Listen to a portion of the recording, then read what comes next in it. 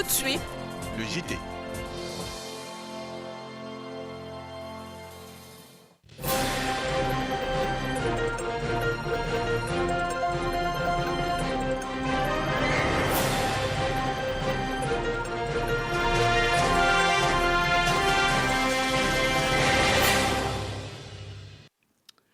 C'est toujours un plaisir pour moi de vous retrouver pour le 13h de la chaîne citoyenne. Mesdames et messieurs, c'est parti pour le journal.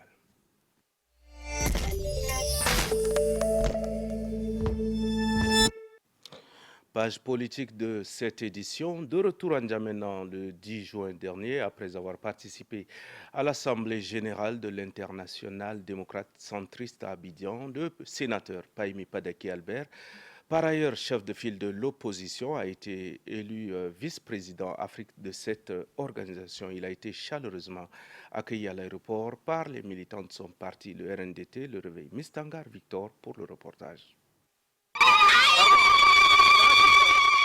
Tel un héros, les militants du parti RNDT Le Réveil ont accueilli leur leader, le sénateur Pahimi Padaki Albert, à son retour d'Abidjan en Côte d'Ivoire, où il a pris part à l'Assemblée générale de l'Internationale démocrate centriste. L'Assemblée générale au cours de laquelle le président national du Coq Blanc est élu par ses pairs, vice-président Afrique de l'Internationale démocrate centriste. C'est tout simplement un honneur et une fierté non seulement pour le parti, mais pour le Tchad en général.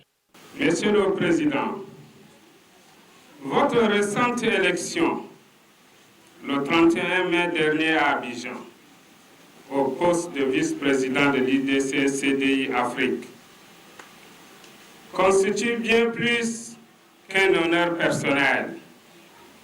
Elle est un tournant politique majeur pour notre parti, une consacration pour la classe politique tchadienne, et un puissant symbole pour notre pays tout entier.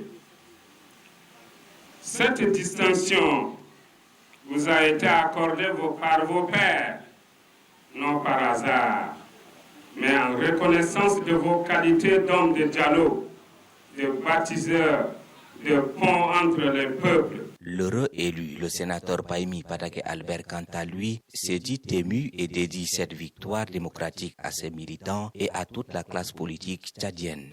C'est un honneur, non pas pour ma modeste personne, d'abord pour les militantes et les militants du RNDT que vous voyez autour de moi.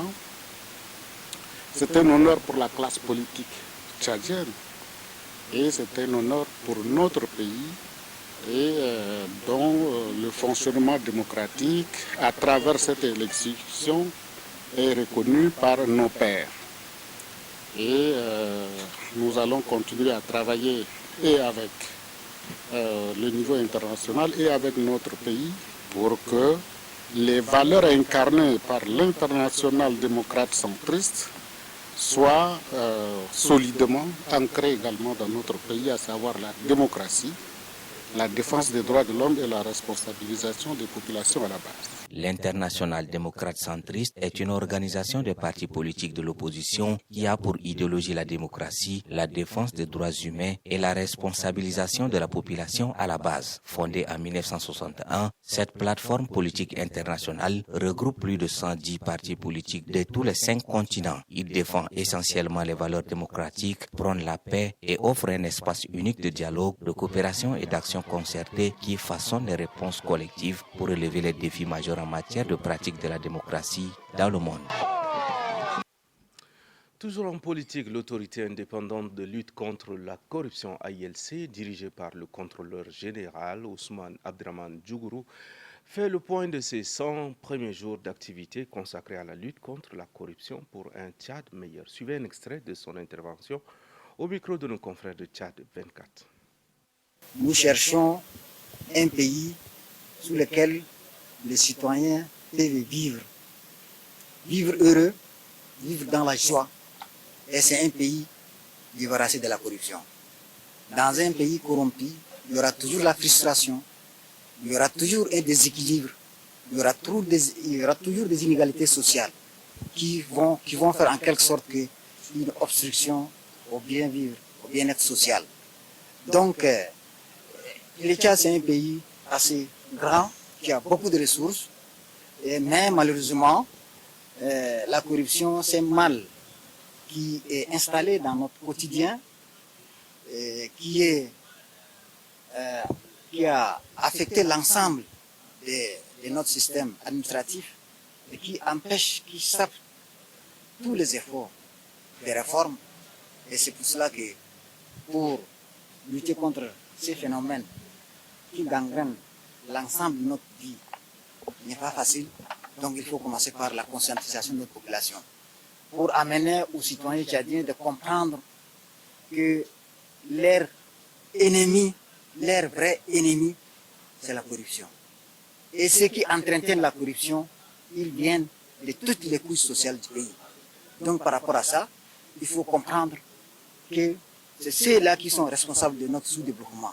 C'est eux-là, ceux qui viennent de toutes les couches sociales du pays et qui entretiennent cette corruption, cette maladie-là, qui sont responsables de notre malheur. Donc, amener aux Tchadiens de détester, de rejeter la corruption et comprendre que pour les citoyens vertueux, c'est ceux qui veulent la vérité. C'est la vérité, c'est autour des hommes de Dieu. Donc, ce qui nous a amenés ici, avec eux, nous pouvons propager les paroles de la vérité et afin de dompter ces mal qui gangrènent notre vie quotidienne.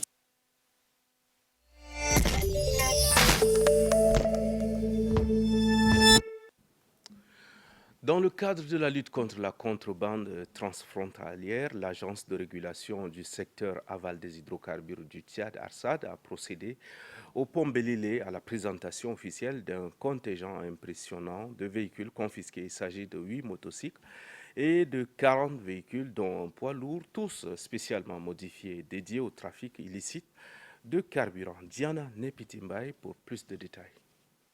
Ces succès remarquables, glanés au cours des 30 derniers jours, ont permis à l'ARSAT de démanteler une trentaine de réseaux de contrebande opérant dans les négoces illicites de gasoil et d'essence. Cette action déterminante a engendré un bouleversement profond des circuits et des sources d'approvisionnement habituelles, provoquant une inversion significative des flux de produits. L'ARSAT déplore que cette baisse de l'offre soit imputable essentiellement au manque de collaboration de certains marketeurs et distributeurs qui déviennent frauduleusement les produits destinés au marché national vers les pays voisins, motivés par l'appât du gain. Afin de pallier la raréfaction des carburants dans les stations-service, l'ARSAT a initié une série de mesures de contrôle rigoureuses, une surveillance accrue de la programmation des enlèvements de produits pétroliers, un convoyage scrupuleux des citernes jusqu'au lieu de dépotage, un contrôle méticuleux des entrées et sorties de la ville et l'instauration de patrouilles nocturnes. La pénurie de carburant observée dans les stations-service s'avère multidimensionnelle, s'étendant de la phase de programmation à la raffinerie de Djarmaya jusqu'aux distributeurs, marketeurs et aux stations-service elles-mêmes. Ces fléaux qui gangrènent l'économie tchadienne désorganisent gravement le marché pétrolier national. Un numéro vert, le 3030, accessible pour permettre à la population de signaler rapidement toute anomalie ou irrégularité rencontrée dans la chaîne de distribution des produits pétroliers.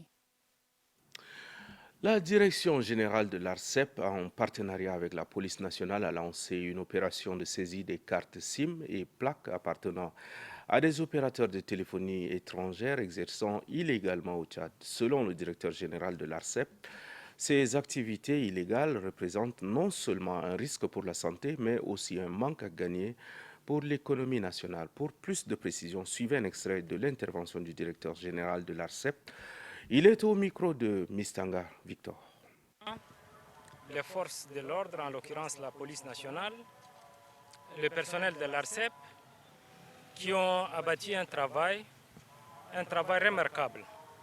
Comme en témoigne peut-être tout ce qui a été saisi ce matin, peut-être que certains diront que c'est que du téléphone.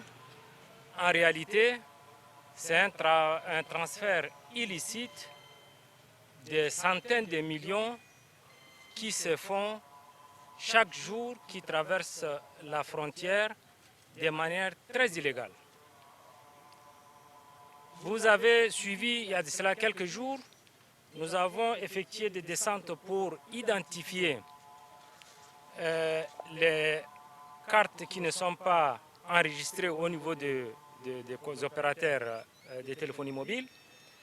ce qui nous a conduit aussi au vu de tout le monde que des opérateurs qui ne sont pas agréés au Tchad viennent de manière illégale, non seulement qu'ils ont les réseaux et que les autres ils utilisent les réseaux de ces compagnies, en l'occurrence Orange Money Cameroun et Orange et MTN Cameroun, mais aussi ils font des transferts de manière illégale. Ça, c'est contraire au texte de la République. Ça, c'est la première des choses. La deuxième des choses, c'est aussi une manière de lutter contre le blanchiment de l'argent. Il nous a été rapporté plusieurs fois par les forces de défense et de sécurité, en l'occurrence la police particulièrement, ceux qui volent. Dans la journée, ils transfèrent tous leurs butins au Cameroun et vice-versa. Dans ces téléphones que vous voyez, en sus de l'argent qui est ici, mais aussi c'est des millions qui sont comme crédits. Nous allons traquer, nous allons continuer de la plus belle manière pour que ces activités illicites cessent.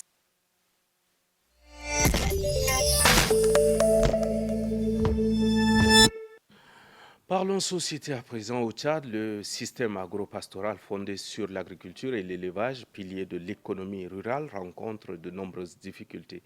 Les problèmes liés aux zones de pâturage et les conflits récurrents entre agriculteurs et éleveurs ont un impact direct sur le coût de la vie en affectant négativement le panier de la ménagère. Suivez à ce sujet la réaction de Miandele Djonadi, agroéconomiste, expert en sécurité alimentaire. Il était au micro de Mbainadi Nicolas. En termes d'impact sur les conditions de vie des populations tchadiennes, depuis presque 10 ans, et même sur les causes structurelles, les causes fondamentales, les causes sous-jacentes de la question de la cherté de vie. Elle n'est pas immédiate. Ça vient de manière graduelle, mais la sévérité s'est exacerbée au cours de ces dernières années. Premièrement, il faudrait relever que le Tchad est un pays à population majoritairement rurale. Plus de 70% des personnes vivent en milieu rural. Et le Tchad, comme nous l'avons toujours clamé sur le papier, est un pays à vocation agro-pastorale. Donc, logiquement, la production agricole, la production pastorale devrait être le pilier de l'économie tchadienne. Il est bien vrai que l'agriculture contribue à hauteur de 23% du projet intérieur brut du pays. Malheureusement, il est à observer également que le système agricole, le secteur agricole ne bénéficie pas de ce qu'il y a comme appui, que ce soit technique et institutionnel pour prendre son envol. Donc nous sommes un pays pratiquement fragile et avec des causes structurelles qui ne sont pas adéquates parce que nous avons déjà un problème de la faiblesse de notre système agropastoral.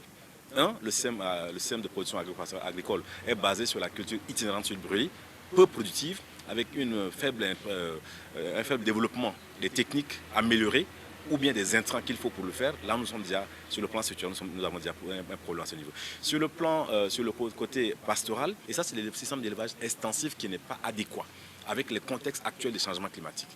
Depuis pratiquement les années 2015-2016, le Tchad a commis l'erreur de ne dépendre que du secteur pétrolier en termes de sources de revenus. Et on a relégué au second rang le secteur agricole, le secteur pastoral de ce côté.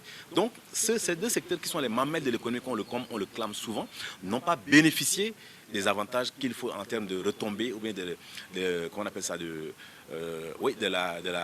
retombées de cette production pétrolière. Donc tous les éléments sont liés, mais pour avoir des impacts négatifs. Donc toute l'économie tchadienne est à repenser autrement pour pouvoir apporter une solution adéquate afin de relever. Si on essaie de faire, on essaie d'évoluer de manière hasardeuse, en tâtonnant, je pense que le mal tchadien va continuer par se cristalliser et le Tchadien ne pourra pas vivre comme il le faut pour avoir accès aux 3 repas de la journée, ça c'est le besoin fondamental de l'homme, avoir accès aux 2100 kilocalories et afin de pouvoir trouver d'autres revenus qui peuvent investir dans d'autres secteurs d'activité. Donc en fin de compte, nous sommes en train de régresser et nous n'évoluons pas.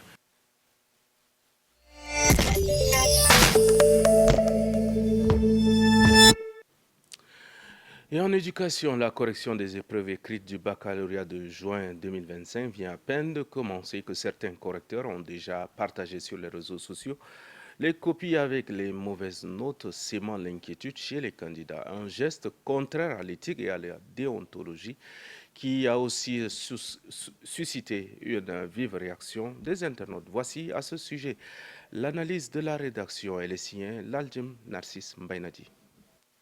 Les internautes se sont étranglés de colère lorsqu'ils ont lu des copies d'examen du baccalauréat session de juin 2025, corrigées et plaquées sur les réseaux sociaux avec des notes lamentables qui frisent l'inconscience professionnelle. Certains internautes qui ne pouvaient pas se contenir ont copieusement traité ces correcteurs d'enseignants indignes qui n'ont pas le droit d'encadrer les jeunes. Un cri d'alarme a été lancé en direction de l'Office national des examens et concours du supérieur, maître d'œuvre de cet examen, afin de diligenter une enquête et de débusquer ces correcteurs avec un niveau abyssal et de les poursuivre judiciairement. Cet arrêt du système éducatif tchadien vient jeter l'eau pauvre sur le noble métier d'enseignant. Ces médiocres parvenus par des voies tortueuses juste pour gagner leur pain n'ont rien à voir avec l'éducation qui est la base de la formation des jeunes. Ces enseignants faux-fuyants sont tombés comme un cheveu dans la soupe. Ils ne sont pas venus dans cet univers de transmission de connaissances aux apprenants par vocation. Ils viennent de montrer à la face du monde leur sadisme en jetant en pâture les pauvres candidats qui n'ont peut-être pas bien ingurgité les théorèmes de mathématiques et de physique et chimie. C'est ainsi qu'ils sont passés à côté de la plaque. Mais ce n'est pas une raison pour les correcteurs de les humilier, ni de les paniquer, ni de les frustrer sur les réseaux sociaux pour dire que la baisse de niveau au Tchad est une triste réalité. Ce qui remet sans embâche en cause l'incompétence notoire de certains enseignants qui interviennent dans les classes de terminale. Ces gestes inconsidérés de ces prétendus enseignants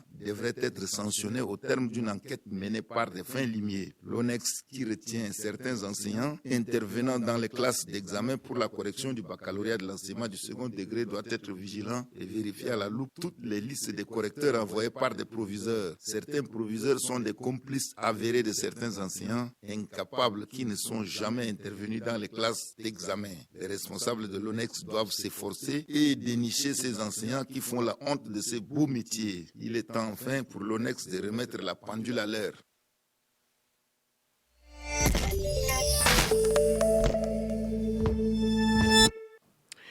Et puis en sport, la Fédération tchadienne de karaté et discipline assimilée tire la sonnette d'alarme. Son président, Tchangmo Ouloulou, a annoncé que la capitale tchadienne accueillera les championnats de la zone centre de l'Union des fédérations africaines de karaté réservées aux catégories cadet, junior, senior. Mbayendik Sadok pour plus de détails. 9 pays sont attendus à ce rendez-vous sous-régional majeur. Le Burundi, le Cameroun, le Congo, le Gabon, la Centrafrique, la Guinée équatoriale, la République démocratique du Congo, Sao Tomé et Principe et bien entendu le Tchad. Un événement de grande envergure qui mobilisera également des experts africains internationaux, mais qui, à moins d'un sursaut des autorités compétentes, pourrait se tenir dans des conditions précaires. Nous plaidons auprès des autorités afin que les moyens nécessaires soient mis en place pour organiser cet événement de façon honorable. Il en va de l'image du pays. Nous ne voulons pas être la risée de la sous-région, a déclaré le président de la Fédération de karaté, Tchang Ouloulou. Au-delà de l'enjeu sportif, cette déclaration met en lumière une situation alarmante. Selon le président de la Fédération, la FTKDA fait partie des structures les plus négligées par le ministère de tutelle. Depuis plus de 3 ans, elle n'a bénéficié d'aucune subvention étatique. Malgré cela, la Fédération affirme avoir assumé seule le financement de plusieurs grandes compétitions internationales. Alors que le Tchad s'apprête à accueillir une compétition de haut niveau, la FTKDA espère un électrochoc salvateur de la part des autorités politiques et sportives. Sans aucun accompagnement adéquat, les espoirs de succès des athlètes tchadiens ainsi que l'organisation logistique de l'événement risquent d'être compromis. C'est avec cet élément que nous refermons cette édition d'information. Retenons cette pensée de Mère Teresa. La vie est un défi à relever, un bonheur à mériter et une aventure à tenter. Restez en compagnie du reste de notre programme.